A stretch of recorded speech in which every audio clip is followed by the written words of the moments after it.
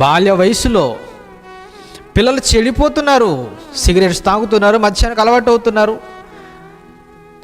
ఏమండి, చిన్న పిల్లలు కూడా హత్యలు చేస్తున్నారంటే మీరు ఆలోచించండి. హత్యలు పిల్లలు చేస్తున్నారు. అవును, పిల్లలు హత్యలు చేయడం, పిల్లలు సిగరెట్స్ తాగడం, పిల్లలు మద్యం తాగడం ఏంటిది? ఎందుకు ఈ ఘోరకలి? ఎందుకు బాల్యం ఎంత చెడిపోతుంది?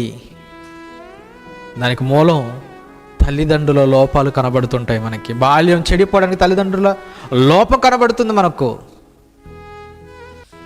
పిల్లల విషయమై తల్లిదండ్రులు తగు జాగ్రత్తలు తీసుకోకపోతే వారు సమాజానికి చీడపురుగుగా మారిపోతారన్న సంగతి మర్చిపోయింది ఈ మానవ సమాజం, ఈ వ్యవస్థ, ఈ కుటుంబ వ్యవస్థ అది మర్చిపోయింది.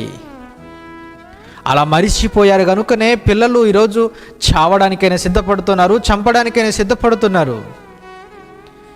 ఏమర్థమైంది చెప్పండి? పిల్లలకు బాల్య వయసులోనే వారి జీవితం అర్థం కాకుండా పోయిందనంటే, ఒకడు చంపాలనుకుంటున్నాడు, చావాలనుకుంటున్నాడంటే ఏంటి వ్యవస్థ?